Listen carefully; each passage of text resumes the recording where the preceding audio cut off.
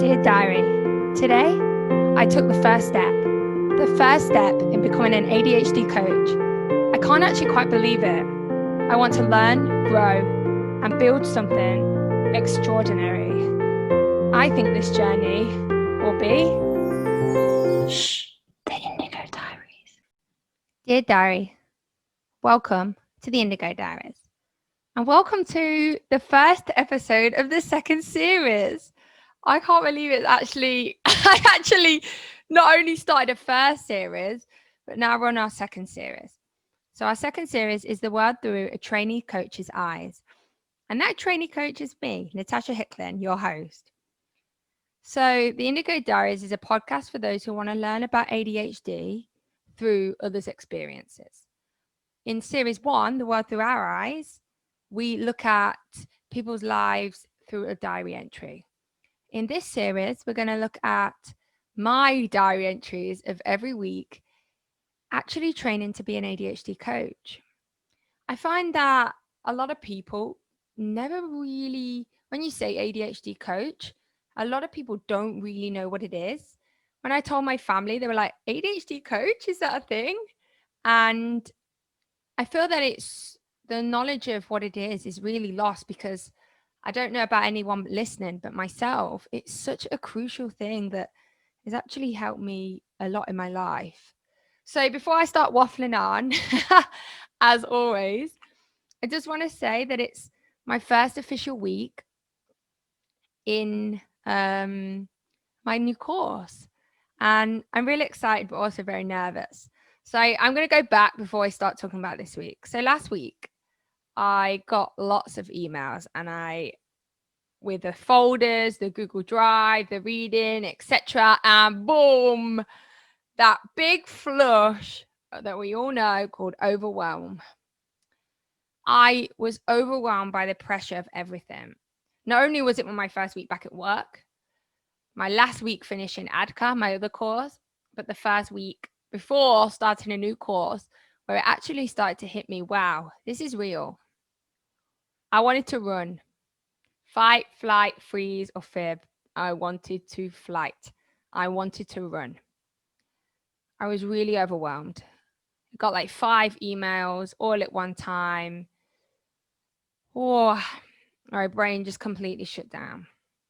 So I took a step back and I was like, breathe. I went and did some physical exercise and then I came back to it. And what I love is one of my strengths and maybe somebody else's strength is I'm really good in a crisis. So when a crisis happens, I'm really good at taking a step back and going, okay, what do you need to do? How can we get through this? For some reason, when I'm in a crisis, my brain, my executive functions just go, do you know what? We're going to work today. And then they just come forward and they can work. And it was really nice actually afterwards, not at the time, to see that strength really come out.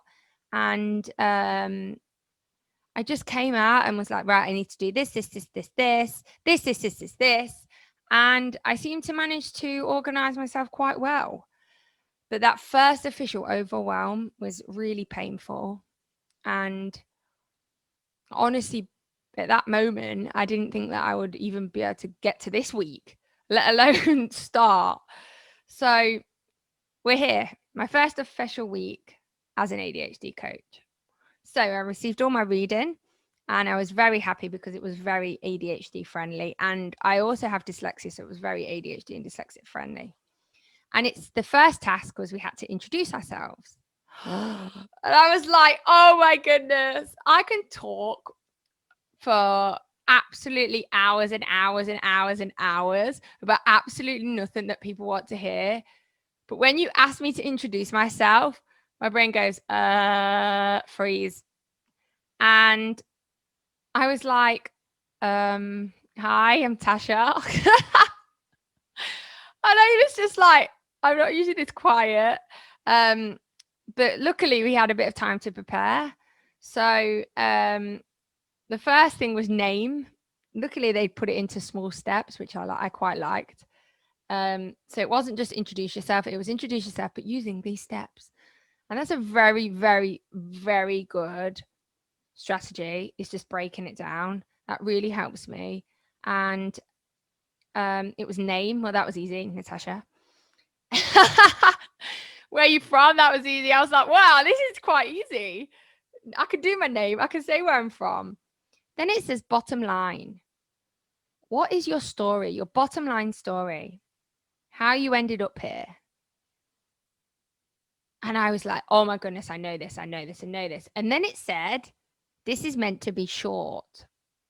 And I went, oh, short. How do I make this short?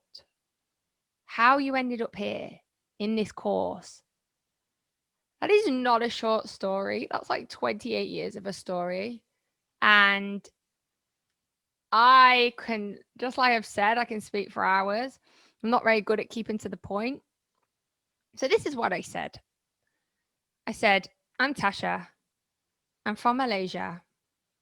And I have ADHD, dyslexia, and dyspraxia. I was diagnosed only a year ago after spending my whole life thinking I was strange. I was nothing. And that I wasn't really meant to be here. I was diagnosed with dyslexia and dyspraxia, but it didn't quite make sense. There was more going on. I've lived as about 20,000 different people, trying to mask who society, who people, who members of the family, friends want us to be. And until I met my coach, that's who I was. I wasn't Tasha. I was somebody else. When I met my coach, she started to help me unpeel what was Tasha, what was ADHD, what was dyslexia, what was dyspraxia, what was this, what was that, what was this mask, what was this mask, what was this mask, what was this mask. My coach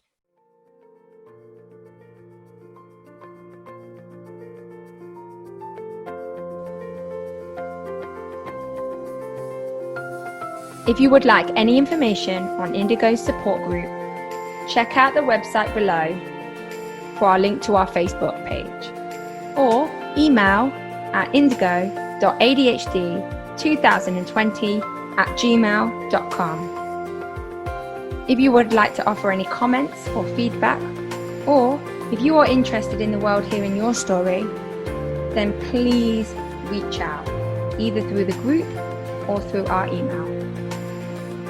As said before, have a good week. Check in again later, Indigos. Shh, the Indigo Diaries. Single-handedly helped me become me. But not help me become, help me unbecome everything that I'd already learned and start to see what was me and what was that. And the fact that someone helped me do that, and is still helping me today, I couldn't see a better way to spend the rest of my life than to help people, children, families do this. And I mean, it took like 1,000 kilograms of weight off my shoulders, off my head, off every part of me. And I'm not saying that everything is perfect, because there's no such thing as perfect. Now, that is a really hard concept that I'm still trying. I say 80% and 20% an absolute mess. And every day still a challenge. But I get up every day fighting, because I know that the person that I am now, the person that I always could have been, is so much more happier and free than who I was. And that's what a coach did for me. And that's what I said. And it makes you think, doesn't it? How did you end up here? It's a real, they obviously know how to get you. And a lot of people shared, and it was really amazing to hear. And I was really amazed by the difference in the different people's lives and stuff. I mean, I could have told more and more and more stories and more. I could have been here for about 6 hours, but I know they had to get through 15 people. So I was really happy about that. Then I carried on reading the course material, and it came to the end, And this question really got me thinking. What do you think of the word ADHD? Would you prefer to rename it, and why? Now, that is a hard question. That is a very controversial question. If anyone doesn't know who's listening, ADHD stands for Attention Deficit Hyperactivity Disorder. And in my opinion, this is not scientifical. This is in my opinion, Tasha Hickling's opinion. I wouldn't call it ADHD. I don't really know what I would call it. There's many different names for it out there. That word, attention deficit, is so incorrect. Like for me, when you take those two words, attention deficit, that's basically saying that it's a deficit of attention. So people think that a lot of people with ADHD can't pay attention, when actually that's the opposite. It's a deficit of interest or a difficulty with interest. If I'm interested in something, I can stay in hyper focus for absolutely ages. However, if I am not interested and I don't have any of my learning modalities, or I can't fidget, or I can't do things, then yes, I can't pay attention. But that's not a deficit. That's different situations with different variables. And that's not a deficit. That's completely opposite of a deficit. And I would rename it. There's a lot of names going around there. And I don't think that it's a deficit. I do think that it is a disorder because it is very challenging, and that's what people call it. But I don't really know what I would call it. But ADHD is definitely not what I would call it. And I think that's a really big thing. In the name, the word deficit, it brings a lot of stigma, a lot of shame, and a lot of misconceptions about what ADHD actually is. And I think that when you tell, not everybody, but when you tell some people that you have ADHD, they go, oh, yeah, yeah. And you're like, what does, oh, yeah, yeah mean? And I think it has a lot to do with the name. And I'm really not a fan of it. 4 letters does not explain everything that's happened in my life. And I do believe, I'm a big believer in ADHD is not all of you, it's just part of you. But that word deficit is so incorrect. And so for me, I said to the people, I don't know what I would call it, but I would take that word deficit out because it's not a deficit. It's hard, it's challenging, but there's a lot of positives too. And we'll go into that more next week when we talk about what actually ADHD is. Next week, this week, I've only been to one session so far, and I absolutely loved it. I love the members, I love the people, and I'm really, really excited of this journey. I love it when they set you questions that really make you think. Like those 2 questions, I was like, whoa, taken back, and just really made me think. And the best part of it, and this is what I said in class, that it's not a deficit, because right now I could not be more focused. And there you go. There's my evidence. So next week, I will have been to a week sessions, and I cannot wait. Next week will be more about what ADHD is and kind of the history behind it. So to kind of end my weekly summary this week, I had a good first week. I think at first it was very alarming. You know, you have this idea, and then when it actually comes up, it can be quite alarming, all the things that you actually have to do. But when you find a system, you calm down, you rationalize it. And I really started to use my strengths. rather than thinking, oh my God, I can't do this. I really started to see the absolutely amazing first week. I got to meet new people. I got to learn new things. And I got to start to look at my own life and how I can start to see how things will unravel. And I can't wait for this year to keep coming on each week and unraveling more and more things with you, not only about ADHD and knowledge for you guys, but also for myself. And I'm a big verbal processor. So thank you for verbal processing with me.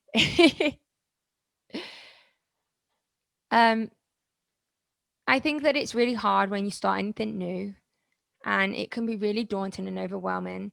And sometimes when everything comes at once, like it did for me, with everything that's going on in the world, going back to work, 2 courses, I really just wanted to hide. But now I look back at that and I think, wow, like I actually did that, and I'm actually smiling at the end. So my encouragement for this week is you don't have to see the whole staircase just to take the first steps, by Martin Luther King. And that's going to carry on with me. I don't really see where I'm going to be at the end. I can't. But I've took that first step this week. And next week I'll take a new one. And hopefully you'll come back and you'll take it with me. So I hope you come back next week and you listen and we experience the world of ADHD through the eyes of a coach in training, in inverted commas. Why not? What have we got to lose, hey? Have an amazing week. Stay safe and join me next week. And we're out. Dear Diary, as the training process goes on, it makes me stop and wonder, could there be more for us? More light, more possibilities, and a place where we can truly be ourselves. I think this journey will be